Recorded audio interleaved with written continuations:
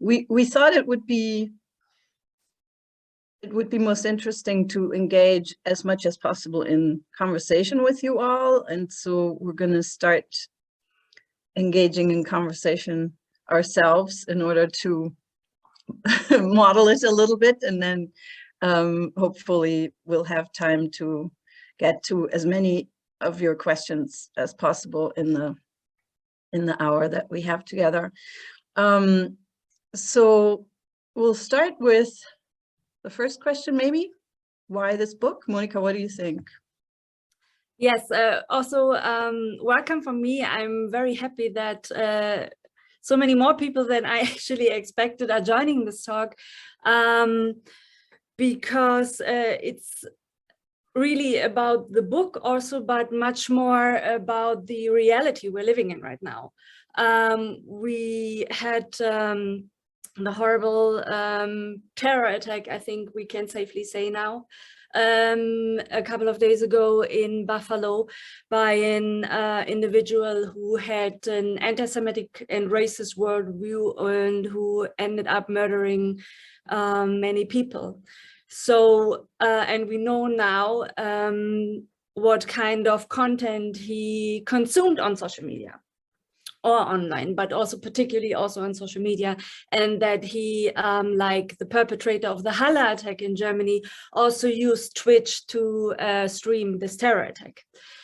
And how long, well, first that it was also spread on different platforms, right? Like he streamed it on Twitch, but you could also find it on Twitter and on other social media, and how long it took those companies to take this down.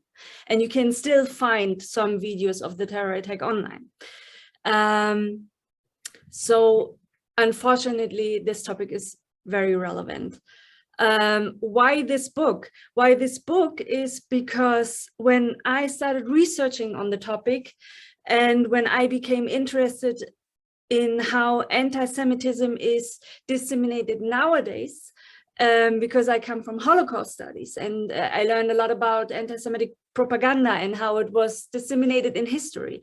So I started caring about how is it disseminated today and to what extent, and I didn't find anything. I couldn't find anything, particularly on anti-Semitism. So it was clear I had to look for hate speech, and then there were more sources, and then it got frankly frightening very quickly, because when I started dealing with the topic, there was already a report out by the UN that hate speech on Facebook played a crucial role in the genocidal violence against the Muslim Rohingya minority in Myanmar.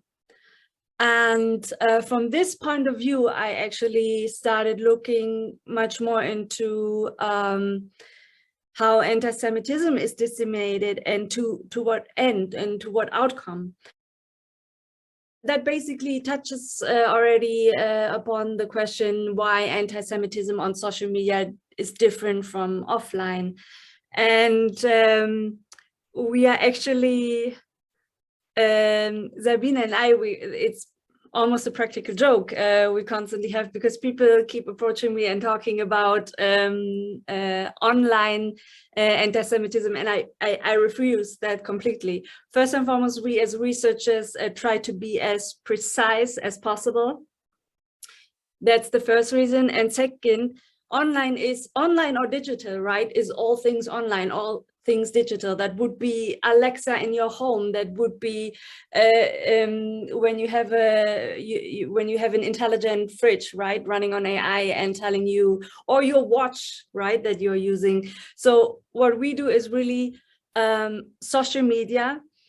And we did not manage to be precisely on social media because we also take messengers into account. So when we talk about social media, we mean platforms where the content is moderated, shaped by algorithms. This is what we mean. And why is that? Why is that so different from just online? I think people really need to know the difference. Right. So, for instance, when you are on a,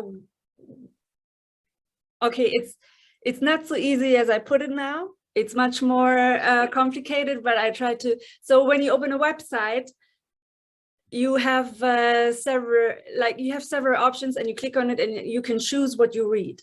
In your newsfeed on social media, algorithms decide what you see and what you do not see.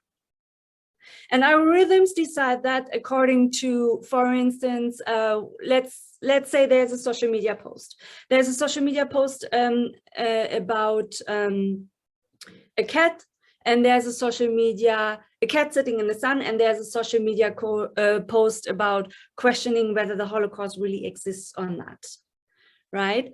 So I, 𝗠𝗂𝗲𝗶𝗸, would immediately, I would look at the cat because I like cats, that's really sweet, and move on. I'm very interested in, or everybody, right? Everybody's interested in Holocaust denial. Then the algorithm detects that I spend much more time on the post where the Holocaust was denied. Maybe I comment about it, maybe I like or dislike, and I engage much longer with this content.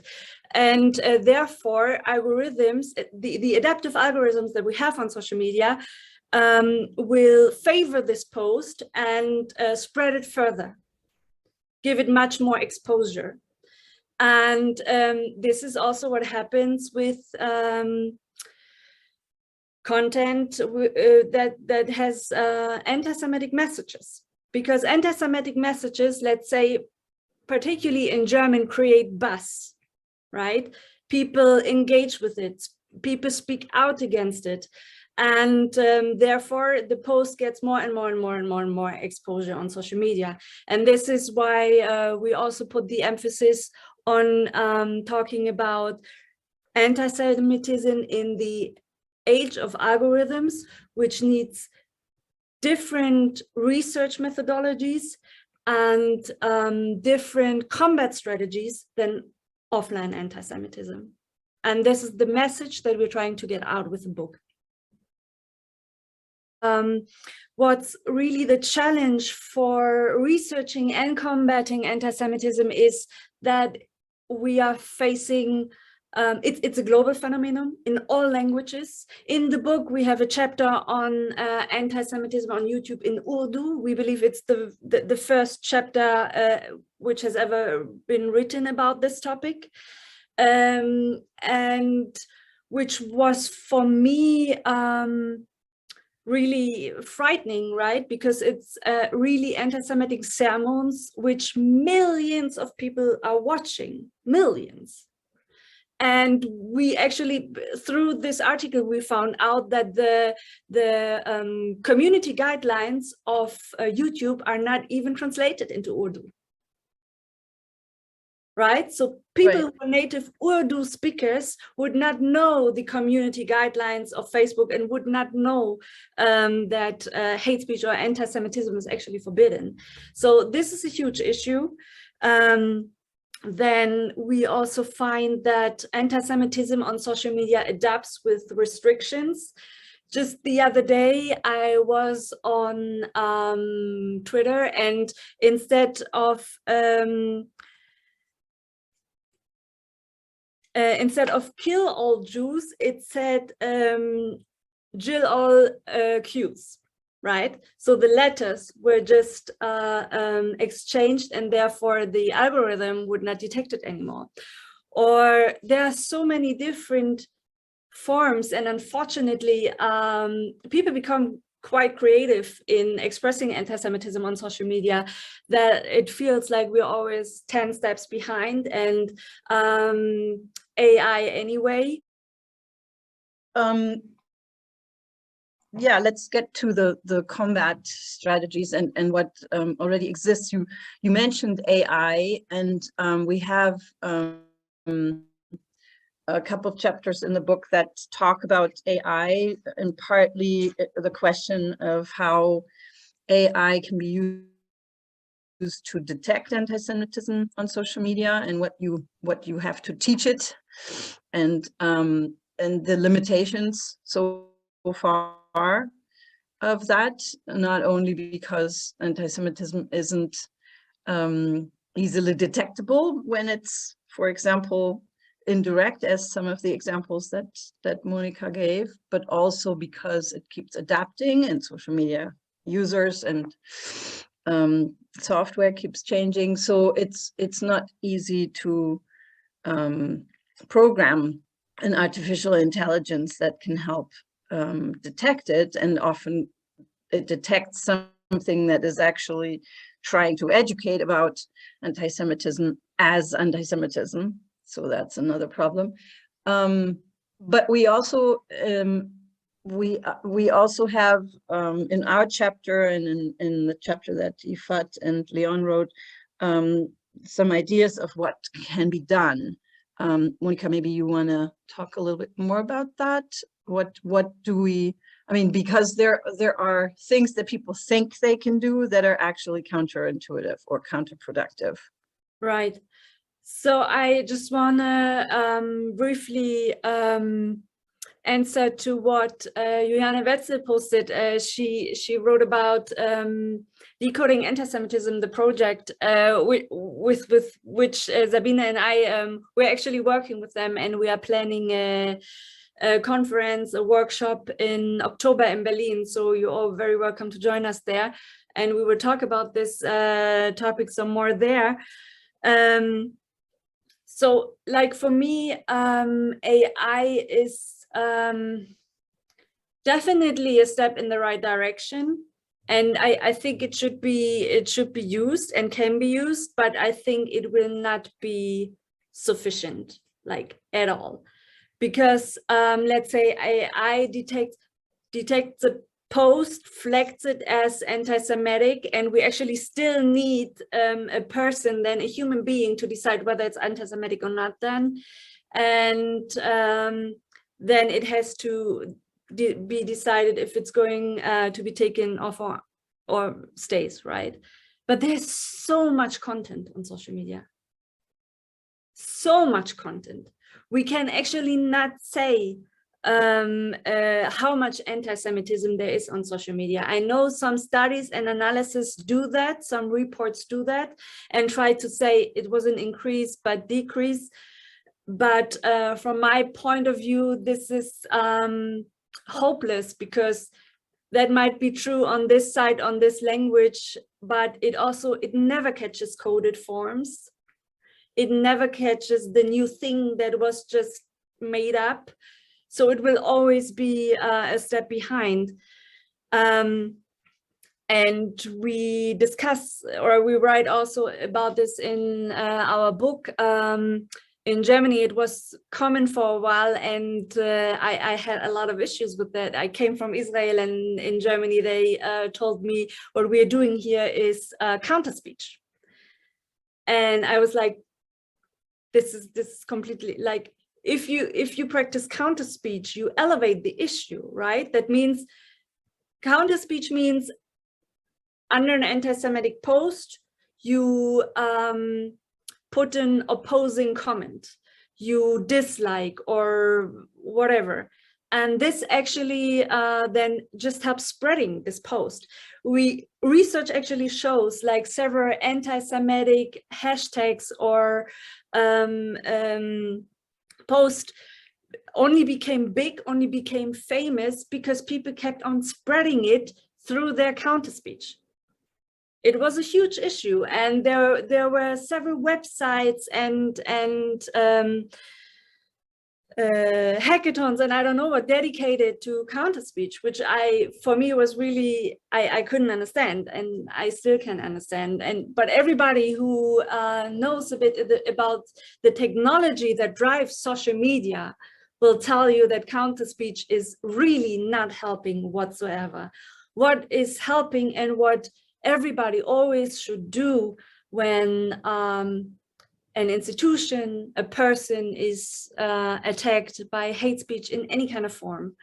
I think the most important thing is to show solidarity, first and foremost. Solidarity and maybe if necessary offering protection, but in an individual message or in an individual post, not be directly under this anti-Semitic or hateful post. I think what I learned from interview studies or research, particularly when it comes to anti-Semitic hate attacks or racist hate attacks, Islamophobic hate attacks, or attacks against queer people, is that people sit in front of their screens, they're affected by this attack, and they feel horribly lonely. And this is why I believe solidarity is really very, very important, more important than trying to click yourself through all of the options of reporting hate on the social media website. How to report hateful speech or anti-Semitic speech also differs in the country, between the countries. In Germany, we are rather lucky that we have some great institutions or NGOs where you can just send a screenshot or the URL, and they will then take care of it. They will analyze the post and then decide whether they bring it towards the police or what should be done with it. Because as you probably all know, anti-Semitism is not a category to report content on any kind of social media. So you would have, for an article, I did that once. I clicked myself, I think it was Twitter, Instagram, Facebook, and another social media. I clicked myself through the reporting options, which are changing constantly, and tried to report anti-Semitism. And it's very difficult because you actually have to make the choice whether it's violence or hate speech, whether somebody is threatened or not, and whether you really, in the end, it's always, do you really want to report this? And by that point, you're really not sure anymore. And my experience is also that most of the posts I reported are stay online. So that's also a huge issue. So yeah, and so when this is our last question that we're talking about, and then we want to open the floor for questions from all of you, but the and I can pick up on what Emre asked also in the chat. When we do come to, you know, what should be happen, who is responsible, then of course the first address is the social media companies themselves, right? I mean, these are, whoops. These are multi-billion-dollar companies that are making a huge profit off of the data of the people who are using them. And so they're profiting from anti-Semitism. They're profiting from racist. You know, these things make them rich. And so when you ask, are people trained to discover this? Yes, but there are, when we wrote our chapter, there were 15,000 content moderators at Facebook for billions of users. And the amount of material, as Monica said, is uncountable, right? I mean, the Library of Congress stopped collecting tweets because it was just so overwhelming. So the idea that 15,000 people can somehow keep Facebook clean, not to mention, of course, also the toll that it takes on those moderators when they have to deal with this hateful material. So there's a lot more than that these companies can do, because they just have to use more of the dollars that they're making off of us to actually invest in strategies on their end that will help. And that includes more content moderators, that includes better research into better AI detection, and of course also better investments in education.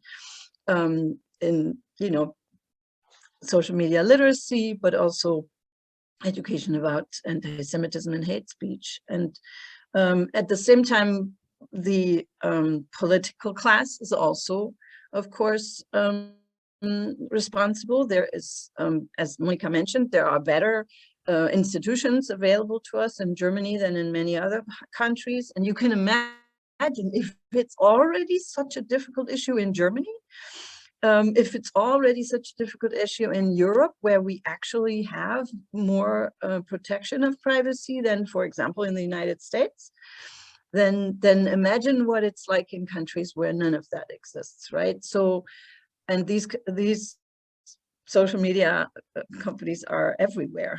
And so I think huge efforts are required. And we saw our little contribution on the part of academia. So the fact that this is the first book about the subject in 2022 is a problem. And we are saying we're just starting this. We need a lot more people to investigate, to research, to get involved. We need a lot more people to become able to become trained in doing this work, right? We had a hard time finding some that dared. We even have students among our authors, because there were more younger people, of course, who were comfortable with social media than the more established people. But we need a lot more people working on this.